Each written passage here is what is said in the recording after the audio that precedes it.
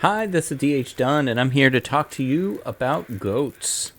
Not the kind that you find on the farm, but rather the kind that you do in the long dark. So this is the summit, and this is really where I first started goating in the game. It's not where I learned to goat, because where I learned to goat was actually here. Yeah, Skyrim. Skyrim is where I learned to goat. I loved Skyrim, and I loved seeing all these places that you could go, but I didn't want to find routes around mountains and everything. I just kind of went up and down mountains because that's kind of how I do things. And so when I went to the Long Dark, I realized, you can translate that to this, and goating is a big part of a lot of people's games. Totally understand people who feel like goating is a exploit. I understand that. I respect that viewpoint. It is not how I view it. I view it as, jiggling tees is another thing that I do that some people feel is an exploit. Totally fine. That one to me is more arguably an exploit than this. This is just using gravity or climbing up, which is things people can do in real life. Unlike keeping tees from burning for hours by jiggling. Maybe that would work. If you don't feel that goating is a fair part of the game, totally understand, completely respect that, but then this video is probably not for you. For me, I wanted to go through some of my favorite goats in this game and how they changed my game, and we'll start right here with the summit. All right, a slight edit here because I wanted a little bit more visibility for this one. This is the first goat I want to talk about, and it's one of the first goats I ever did. Coming down from the summit. I mean, the whole point of a goat is to avoid a problem. In many cases, the problem you're trying to avoid is weight. The ropes will not let you climb up or down if you are overburdened. And you're never going to be more overburdened than you are coming down from the summit. But a goat doesn't care. So the first time I goated down from here, I actually went straight down all the way to Echo Ravine. It took me like 20 minutes. I later learned that there is a better route. A much more manageable route. And we're going to show you that one right now. It's quite easy. There's a chance that you might get sprains goating down. You might even do a little bit of a fall, take a little damage. For the most part, though, whatever damage you take goating is probably going to be less than the damage you would have taken from cold. Because goating almost always gets you where you need to go faster. So you can see Mountaineers straight ahead right there, and we are going to just go down to Mountaineers nice and quick, and imagine that we were just loaded up with a ton of stuff. So this is a goat that changed my game because I don't have to take all my stuff back down or make multiple trips or have to make a decision of what am I going to leave and what am I going to take based on weight. I can take it all as long as I don't mind being heavy and slow and probably sprained. Then it's all great.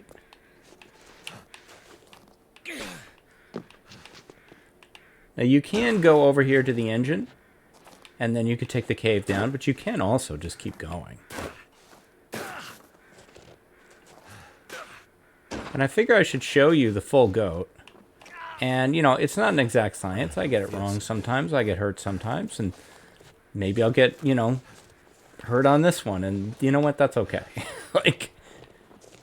This is not a game of perfection. This is a game of trial and error. This is a game of learning things.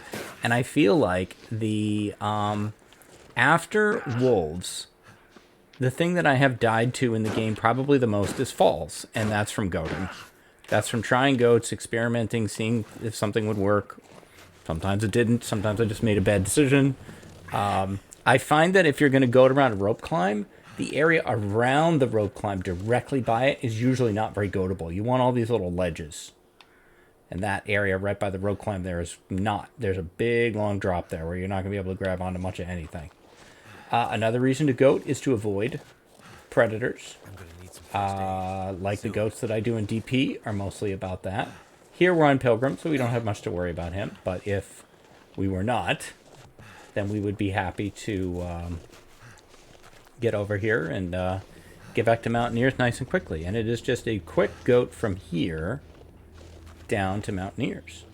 And then you are in great shape, having brought in everything you got from the summit. And you just take the... This isn't even a goat. This is just, a slope. And you just head right into Mountaineers. That is one of my favorite goats in the long dark. I do this 100% of the time. So what I've been talking about with goats is that the main thing with goats is that there is a problem that they solve. So I wanted to identify the problem. So the problem in the case of this goat, both of these goats, is the Lighthouse. Lighthouse is a very important location to go to in DP. DP is a place that I find I generally go to reasonably early in a run. Either I'm here because I spawned here, or I'm here because I'm going to forge. And so you need to get into the Lighthouse. Lighthouse has the stem, and it's, you know, after the walk through Coastal Highway and Crumbling Highway, it's a good place to stop. So the problem is that there's usually... Now, he's not usually there. I kind of chased him down here. There's usually a wolf here around this area. And sometimes he can surprise you. He can jump out at you from these you know, hills and stuff. So normally you would approach the Lighthouse this way, and you got to go through this whole kind of little situation. Generally, once you get past this bridge, you're fine. I don't think he's ever bothered me after that. But prior to that. So I'm going to show you two goats that I always do 100% of the time now. I never walk up this way, and I never walk back this way. And it keeps me a lot safer. So first we're going to do the easy one, and then we'll do the other one, which isn't hard either. But so we're going to go back into the Lighthouse. Just, you know, assume you went into the Lighthouse and you've done all your stuff and you've picked up your things, and it's not Pilgrim, so there wasn't 10,000 things here. Is the stem here on Pilgrim? I don't know. I don't know Pilgrim loot at all. The stem is not here on Pilgrim. Interesting. Okay.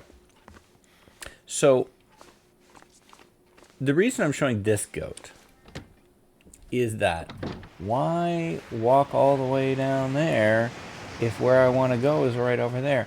And there's literally no way to screw this up. You can go down pretty much any side of the Lighthouse, and you're going to be fine. And so if you haven't goated, I feel like this is a really good start. This and Trappers. Goating out of Trappers is another one. But you just fall. Now, I generally play on controller, and so one thing that I like to do is go down and then you pull back a bit. It's hard to show with the controller, but I'm kind of going like up and down, as I'm with the other stick, you know, controlling where we are. And it shouldn't work, you know, but somehow you have like little retro rockets, so you can like push yourself back. It's a little trickier to do. I think goating is easier on controller. It's a little trickier to do on keyboard, but so that's just a basic little goat. It's a good place to practice goating. But to get up to the Lighthouse, this is one that I learned from Koru, and it is fantastic. And since I learned this goat, I never go the other way. I always go this way now. And this one is it's not tricky. It just has one tiny little spot that you gotta make sure you get right. Or you just have to redo it, that's all. Goating is always goating up is a little fiddly because you don't have gravity on your side. Goating down is never fiddly, it's just sometimes painful. So, you want to get to the right side of this bridge. So this part here has like a little ramp. You can see some footprints there because it's fiddly. Like I said, goating up is fiddly. And I don't always get it. You got to walk that little ridge line there. Like that. Once you're onto this point, you're pretty much home free.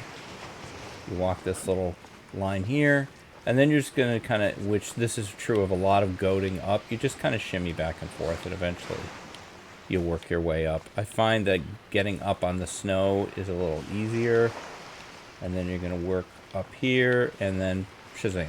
You are at the Lighthouse without ever having to go through that little gauntlet area in the front. Super helpful. You know, can you avoid that wolf over there? Yes, absolutely. Can you use the torch the rock trick? Sure, absolutely. But the best way to deal with predators is to not deal with them at all. And this one keeps you from doing that, so I love this goat. I feel like this goat has gained more importance to me as the far territory has become important, because Broken Railroad is the only way to get to the far territory. Prior to that, Broken Railroad was just, well, there's another forge there if you didn't want to use the muskeg, and there is cabin with the stem, and you know, I like that cabin. It's a good spot. But before I knew this goat, I would go there and go, oh, dead end. Guess I gotta go this way. And then I would head down this way, which is a goat also. And then there's a path that you go through there. And there's no hazards or dangers on that path. There's occasionally a wolf down there, but it's not unsafe. It's just long. And, you know, why use many words when few words will do? Why take a long time when you can take a short time? So I like this one, and this one works both directions, although the other direction is a lot easier. So you're going to head over to this little snow area here. And I don't remember who taught me this one. This is the part that I will mess up a bit before I get it right. You got to get up onto this here, which can be a bit fiddly. And you got to get over this little snow hump. And if you don't, then you got to go try it again. We'll say that I got it wrong on purpose for demonstration purposes. But that time I got it right. So now that you're on the top, now it's just a little shimmying. And you're going to head on up to this spot right here. And you're going to shimmy around. And you're through. And it is much, much faster than going the other way. The other way is coming back, leaving Broken Railroad. I mean, they pretty much gift wrapped it for you. I mean, it's just, you just angle up here. It's no big deal. But if you didn't know you could go this way, then I suppose it's of value. But the goat in the other direction is a big one that really has saved a lot of time for me. So I really like this one. Before we get to my favorite goat in the long dark, I'd like to call out a few honorable mentions. And so I'm going to give you two that are really more shortcuts that have really helped shave time off and make things easier for me. And then one goat that shows you how goating can save your life. Okay, so this here is an honorable mention. It is not a goat, but rather, I guess, a little pass. I also use this 100% of the time once I learned it. I'm pretty sure Koru taught me this one, as she taught me a lot of these things. So if you're in Forlorn Muskeg and you plan on going to the Forge, a location I refer to as Spengler's, but is correctly Spencer's homestead or something. And prior to knowing this little route, I would have to... You can't go on the ice. There is no route that I have ever found through the ice unless you go way, way, way, way over there in the center of the screen there and then around. There's no easy route over the ice. Or you'll go around and go all the way across that back half. That's what I used to do, one of those two. But then I learned this tiny little pass right here. All of this ice, you can try to navigate around this, and it will end up breaking. For at least I haven't found a path across it. But this here, which clearly was intended, you just take this little boink right there. Now you're up here. There's usually ptarmigans up here now. And there'll be a little log bridge, and then you can just follow that log bridge right on over to the Forge. It's fantastic. I love this one. Another shortcut I have to mention is this one on the way to the summit, which was taught to me by Koru. Koru actually gave me a couple different... I'm on Pilgrim. A couple different adjustments to the summit route, but this one is fantastic. What I used to do... Normally I'd be on Loper, and one of the big concerns is the bear. and the bear hangs out in this area, and then I would go down this way, try to avoid him, and then there's a long walk up on that ridge, and then you, after quite a while, you take a left, and then there's a rope climb. But if you go up here where this bent tree is, you're gonna avoid the bear for one thing, and you're also gonna head to a much shorter, easier rope climb that's very close by. It's just hidden visually. Again, bent trees. Bent trees is one of the first things Peach B taught me, was look for bent trees. They show you where things are. And they're not always pointing at, literally pointing at the thing, but they are giving you a heads up that there's something in this area you want to investigate. And right around this corner, you can't see it until you make this turn. But there is a rope climb over here.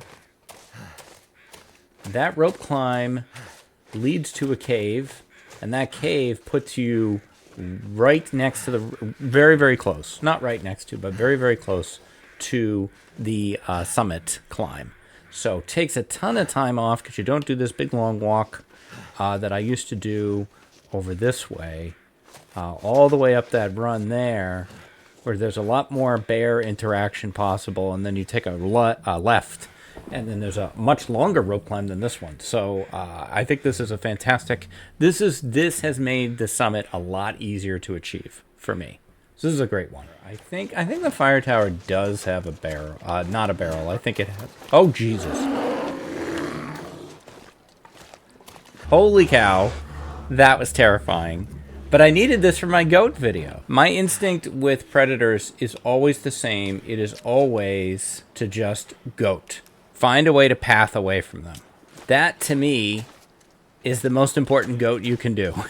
Is the goat to get away from something. If you can break their pathing, they just give up. The aggro goes away. But of all the goats that I've learned, the one that has changed my game the most is this one, taught to me by the Peach Bee, and that is the goat up to the respite in Ash Canyon. So Ash Canyon is one of my absolute favorite maps to go to. I love to spawn here. If I don't spawn here, I love to come here early, not just for the backpack, but also for all the matches that Ash Canyon gives you. And if you come here with a hacksaw, there's so many saplings you can get. There's a million cattails. It's a great map, fantastic map. And it's pretty easy to navigate, I find, Ash Canyon. So here's the thing. The problem that this goat solves is getting to the backpack. So normally, or the route that I used to use to get to the backpack, is I would go all through this, around the corner, you go over to Anglers, you probably rest in Anglers, you pick up some matches there, and then you go through the path that goes behind the waterfall. Then you got to go up and through what I would call the wolf nest, which is a very narrow area with a bunch of wolves in it. Very, very harrowing situation. This makes that entire situation so much easier, and it gets you some great stuff right off the bat. So your starting point is this here, this little fishing hut, and there's your target. So this one is actually pretty not too hard. It works most of the time. It's long though, and for a lot of it you don't really know if you're getting it right. And I always feel like I'm getting it wrong. So you want to find this long snow slope over here. You are going to sprain everything doing this goat. Of all the goats, this is the one that feels the most like an exploit to me. But I'm fine with it. He's, Will is climbing up there. So you want to find this long snow section here. This one right here. And you want to just go up it as far as the game is going to allow you to. And then you're just going to go right, and you're just going to keep going right. And that literally is pretty much the whole goat. So, all right. So I've hit the max of where I can go. And now Will is spraining early. And you're just going to slide to the right. I keep the camera faced straight up, and I somewhat have my direction faced kind of up and to the right. Kind of like in like a 1 o'clock, 2 o'clock situation from if you were thinking of the controller stick as a clock. Again, I play on controller, so it's hard for me to translate this. I have done this goat, mouse and keyboard, but you're just going to keep sliding to the right. I don't think you have to look up. That's what I do. One of your landmarks is that rope. Will has already sprained so many things that the screen just flashes red because he's out of sprains. There's going to be a point where you think you've got it wrong. Oh, you can still sprain. That's good. You're going to drop down a bit. And you're going to go, oh, no, I've screwed it up. But you haven't screwed it up. You're fine. You're fine. Go through this little nooch. You're going to go around a bit. You are almost done. When you go through this section right here, and you see that snow slope, you're going to fall down. And then you're there. What did we sprain? Everything. Actually, no. We managed to not sprain one of his wrists. Good job, Will. And then you just hobble your butt into the respite, and you've got access to all the goodies that the respite gives you. Now you can rest up, take the rope. Now you can go to the backpack through Miner's Folly, and admittedly, Miner's Folly is not as great or not as safe as it used to be, because you used to pre-wildlife refresh. You just have to deal with Boris, the bear. But now there's potentially wolves, and I've seen moose up there. Anything could be up there. It's still better, I feel. It's better and faster, and it gets you something pretty great. Now, we're on Pilgrim, so it's not there. But the combat pants are pretty great to pick up. There's almost always matches in here. I don't know if they're guaranteed, but I think so. And this goat has changed how I play. And in fact, goats in general change how I play. And as I said at the beginning, I totally understand folks that feel like it's an exploit and I don't want to do it. Completely get it. Jiggling tees is an exploit. If you think about it, carrying 15 tees up a rope is an exploit. It's all what you want to accept. So no judgment in any way. But for me, goating is one of my most favorite parts of the game. I love to goat. I find it super fun. It's a holdover from playing Skyrim, where if I saw a thing, I would just try to straight line my way right to it. So that is going to do it for this one. I hope these goats maybe are helpful or interesting to you. Let me know the goats that you use, the stuff I left out. There's tons of them. I'm sure there's great ones in HRV, for example, that I didn't do, or Bleak Inlet, maps that I just don't know, the Far Territory stuff. But that will do it for this one. Thank you very, very much for watching. If you've enjoyed this video, you could give me the like, comment, subscribe. Those do all really help me. And I'll be back tomorrow with more adventures in the long dark. Thanks for watching. Stay safe. Take care of each other. And I'll see you next time.